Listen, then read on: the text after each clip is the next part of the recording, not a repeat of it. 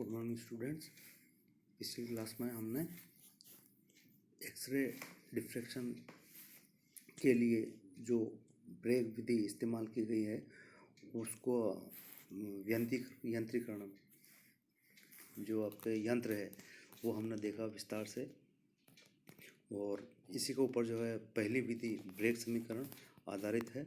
और यहाँ पर वापस हम उसका थोड़ा सा जो है पार्ट बता देते हैं कि पहली विधि है क्रिस्टल संरचना अध्ययन के लिए, वह है ब्रेग विधि। और इस विधि में जैसा हमने पहले देखा कि यह बड़े क्रिस्टल के लिए उपयोगी है, और यहाँ पर इसके लिए जो हमने यंत्रीकरण काम में लिया था उसके मुख्य बिंदु कौन कौन से है। सबसे पहला ये जो है सोर्स, ठीक है। उसके बाद में है आयन चेम्बर, उसके बाद में आयन चेम्बर में सल्फर डाइऑक्साइड, वो ब्रोमाइड गैस, मिथाइल ब्रोमाइड, ये गैस जो है भरी होती है, ठीक है, आयनाइजेशन के लिए। और उसके बाद में या जो है ये इलेक्ट्रोमीटर, हाँ, जिसके द्वारा जो आपके करंट का अंदर जो है कन्वर्ट किया जाता है तरंग, जो है जो आपके संपोषी विकिरण से प्राप्त जो तरंग है उससे जो करंट फ्लो होती है उसको मापा जाता है। और A1 A2 बताया था आपको इलेक्ट्रोड है, और यहाँ पर जो है वर्नियर स्केल मेन पार्ट हो गया, और मैक्सिमा के रूप में सिग्नल को जो है शार्प मैक्सिमा के रूप में प्राप्त करते हैं। जैसे आपको बताया था कि ये n/1 2 3 ऐसे मैक्सिमा प्राप्त होता है किसके रेफरेंस में, 2θ के रेफरेंस में प्राप्त होते हैं। ये हम यंत्रीकरण में इसी क्लास में हम पूरा डिटेल देख रहे हैं, ठीक है। ये पहली विधि है ब्रेग विधि, जिसका अंदर ब्रेग समीकरण इस्तेमाल किया जाता है। तो वापस हमको ये चीज़ ध्यान रखनी है कि इन विधियों के द्वारा हम क्या ज्ञात करते हैं, जो ग्लांसिंग एंगल है, कौन सा, पृष्ठ सर्पी कोण थीटा, ग्लांसिंग एंगल ज्ञात करते हैं। और इस थीटा को ज्ञात करने के बाद में ब्रेग समीकरण में रखते हैं। ब्रेग समीकरण में रखने के बाद में इसके द्वारा डी रेशो निकालते हैं, क्योंकि यह ग्लांसिंग एंगल अलग अलग तल के लिए अलग अलग प्राप्त होता है। तो ये हुआ पहला मेथड ब्रेग समीकरण, विस्तार से हम देख चुके हैं। अब हम यहाँ लेते हैं दूसरी विधि चूर्ण विधि, पाउडर मेथड, ठीक है। यहाँ पर जो है ये कब उपयोगी है, जब क्रिस्टल जो है बड़े टुकड़े की बजाय चूर्ण के रूप में प्राप्त होता है। अब यह वास्तव में क्रिस्टली संरचना है या नहीं है, तो इसको पता लगाने के लिए चूर्ण विधि इस्तेमाल की जाती है। इस विधि के अंदर, इस विधि को जो डेवलप किया वैज्ञानिक, उनका नाम है P. डेबाई और P. शेरर और A. W. होल, ठीक है। इन्होंने 1916 में इसको डेवलप किया। तो इस विधि को पाउडर मेथड भी कहते हैं और डेबाई शेरर मेथड भी कहते हैं। और कई बार इस वैज्ञानिक A. W. होल का नाम भी यहाँ पर आता है। तो यहाँ पर जो है इसका यंत्रीकरण हम देख रहे हैं कि यहाँ पर एक जो है पतली बेलनाकार फिल्म, यहाँ क्या दिखाई गई है, पतली बेलनाकार फिल्म तो दिखाई गई है, पतली बेलनाकार जो गोलाकार हमको दिख रही है। इससे पतली बेलनाकार फिल्म, इसके अंदर जो है ये पतली बेलनाकार फिल्म, ठीक है, इसको हम खोल के सीधा भी कर सकते हैं। यहाँ पर ये एक्सरे सोर्स है, जहाँ से इस स्लिट से जो है ये एक्सरे सोर्स इस स्लिट से जो है अंदर एंटर कर रही है। यहाँ पर बीच में वही टेबल होती है, इस टेबल के ऊपर ये एक जो है पतली जो हमको दिखा रही है केस नली, है ना, कैपिलरी, इसके अंदर चूर्ण भरा हुआ है।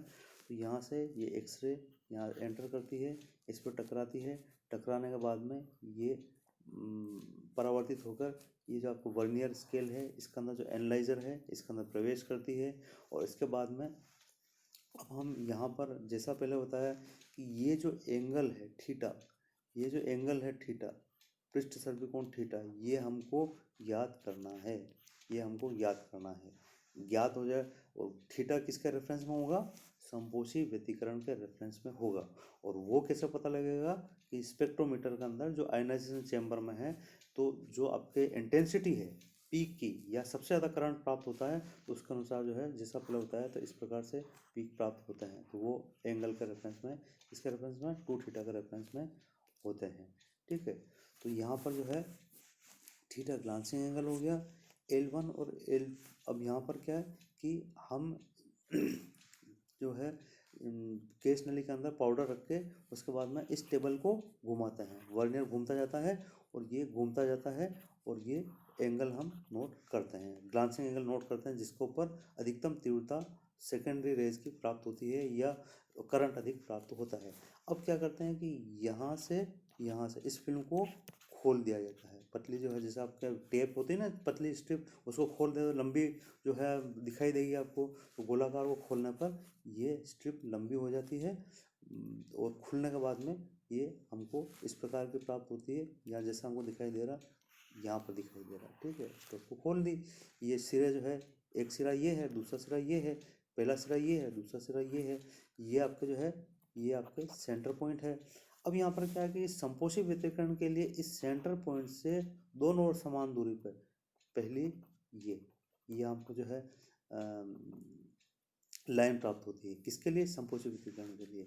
फिर वापस समान दूरी पर मध्य वाले बिंदु से एक ये और एक ये पुनः प्राप्त होती है। फिर उसके बाद में तीसरी लाइन ये प्राप्त होती है। इसका मतलब ये क्या, एन का मान 1 2 3 के लिए या अलग अलग जालक तल के लिए ये दूरी प्राप्त होती है। तो हम क्या है इसका अंदर जो दूरियां, सपोज कि हमको ये हमने दोनों लिए, कौन से लिए हमने L1 और L2, ये दोनों निशान लिए। तो इन दोनों निशान को लेते हुए थीटा की हम गणना करते हैं। कैसे करते हैं कि यहाँ पर जो है एक सूत्र काम में लेते हैं समानुपाती का, कि यहाँ पर हमने क्या लिखा है, L1 व L2 के बीच की दूरी 2x का आधा x मापा जाता है। L1 और L2 के बीच की दूरी 2x का आधा x मापा जाता है। ठीक है, x माप लिया आपने। अब यहाँ पर वर्नियर से आपको पता लग गया कि एंगल कितना है, 2 थीटा है। अब यहाँ पर ये फॉर्मूला इस्तेमाल करते हैं, दूरी मूल बिंदु से दूरी है ना x, यहाँ पर हम देखेंगे तो ये मूल बिंदु से दूरी ये x, मूल बिंदु से दूरी x, क्योंकि ये यहाँ पर हमने बताया है x। ठीक है, इसको हम पूरी परिधि से भाग लगाते हैं जो है 2πr। ठीक है, अब यहाँ पर इससे दूरी के रेफरेंस में x दूरी के रेफरेंस में एंगल कितना है यहाँ पर 2 थीटा, इसको हम पूरे एंगल से जो है डिवाइड करते हैं 360 डिग्री से। तो x/2πr इक्वल टू 2 थीटा/360। हमको क्या चाहिए, ग्लांसिंग एंगल चाहिए थीटा। तो थीटा का मान कितना प्राप्त हुआ, x into 360 upon 2 into 2πr, तो कितना हो गया 360x/4πr। तो यहाँ पर इस सूत्र के अंदर हम जो है फिल्म के द्वारा x ज्ञात कर लेते हैं, पहले दूरी ज्ञात कर लेते हैं, इसको यहाँ रखते हैं तो हमको जो है थीटा ग्लांसिंग एंगल पता लग जाता है। ग्लांसिंग एंगल हमको मिल गया तो उसके बाद में हम क्या करेंगे कि ये जो आपके सूत्र है 2d sin theta n lambda equal to 2d sin theta, इसके अंदर रखते हैं और यहाँ पर रखने के बाद में इसको d निकालते हैं इस प्रकार से, d equal to n lambda by 2 sin theta. और अब यहाँ पर जब हमको अलग अलग जालक तलों के लिए अलग अलग ग्लांसिंग एंगल θ1 θ2 θ3 मिल जाते हैं, तो अब हम डी रेशो निकाल सकते हैं। डी रेशो मतलब D100 अनुपात D110 अनुपात D111, ये हो गया किसके बराबर हो गया 1/sin θ1। θ1 किसके रेफरेंस में 110 तल के रेफरेंस में, θ2 किसके रेफरेंस में 110 तल के रेफरेंस में, θ3 कौन किसके रेफरेंस में 111 जालक तल के संदर्भ में। ये रेशो प्राप्त हो गया, इसको हम मैच करते हैं कि यह जो सरल घन, ये जो आपके डी रेशो है किससे मैच करता है, सिंपल क्यूबिक रेट से मैच करता है, या फलक केंद्रित घनी जालक से मैच करता है, या बॉडी सेंटर्ड क्यूबिक रेट से मैच करता है। हम बताते हैं कि यह क्रिस्टल संरचना इस प्रकार की है। और तीसरा मेथड यहाँ हम इस्तेमाल कर रहे हैं जिसको हम कह रहे हैं लाउवे मेथड। इस मेथड को लाउवे ने 1912 में जो है 1912 में ईजाद किया था, और उसने ये बताने की कोशिश की कि एक्सरे सोर्स के द्वारा जो है एक्सरे निकल रही है, उसके बाद में ये लेड स्लिट के द्वारा ये आगे बढ़ती है और समांतर किरण पुंज प्राप्त होती है। इसके बाद में यहाँ पर क्रिस्टल को रखा जाता है, इसके बाद में यहाँ से सेकेंडरी किरणें ये आगे निकल रही है। आगे जो है एक फोटोग्राफिक फिल्म रखी गई है। इस फोटोग्राफिक फिल्म के ऊपर पैटर्न प्राप्त होता है। किस प्रकार का पैटर्न प्राप्त होता है? यहाँ पर जैसा हमको दिखाई दे रहा है कि ये जो पैटर्न है ये इस प्रकार का दिखाई देता है, जिसके अंदर फोटोग्राफिक प्लेट के ऊपर कि यहाँ पर जो है आप देखेंगे कि बीच में एक बिंदु है, उसके बाद में चारों ओर समान दूरी पर जो है वृत्ताकार जो है बिंदु प्राप्त हो रहे हैं, पैटर्न प्राप्त हो रहा है। उसके बाद अगला जो अगर हम देखेंगे तो ये अगले जो है तल हमको प्राप्त हो रहा है, अगली जो लेयर प्राप्त हो रही है, ठीक है ना। एक पैटर्न है ये। तो ये जो पैटर्न है, इस पैटर्न का जब विश्लेषण करते हैं तो विश्लेषण करने पर हमको जो है थीटा भी प्राप्त होता है, ठीक है, थीटा प्राप्त होता है। उसके बाद में जो है 2d sine theta equal to n lambda मान रखते हैं, और इसके द्वारा जो है डी रेशियो हमको प्राप्त होता है। तो यहाँ पर क्या है कि ये जो पैटर्न है, इस पैटर्न के द्वारा ही यह पता लगा लिया जाता है कि जो क्रिस्टल संरचना है वह किस प्रकार की है, किस प्रकार से की है। इसका मतलब क्या मतलब है कि पहला या तो वह सिंपल क्यूबिक लैटिस है, या फिर दूसरा वह फेस सेंटर्ड क्यूबिक लैटिस है, या तीसरा वह बॉडी सेंटर्ड क्यूबिक लैटिस है। तो यहाँ लवे विधि में पैटर्न के द्वारा फोटोग्राफिक फिल्म के ऊपर, फोटोग्राफिक प्लेट के ऊपर जो पैटर्न प्राप्त होता है इसके द्वारा हम बताते हैं। तो ये 3 विधियाँ पूरी होती है एक्सरे डिफ्रेक्शन की। और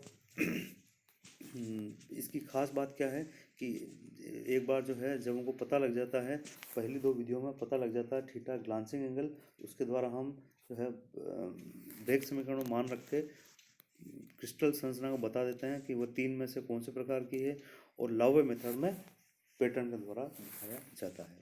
और नेक्स्ट टर्न पे हम बात करते हैं, किसकी बात करते हैं कि जो 3 प्रकार के जो उदाहरण हैं, सोडियम क्लोराइड, पोटेशियम क्लोराइड और तीसरा सीजियम क्लोराइड, इसकी संरचना किस प्रकार की है, ब्रेग्स जो एक्सरे डिफ्रेक्शन है उसके द्वारा किस प्रकार से समझाते हैं वो हम बताते हैं। Thank you.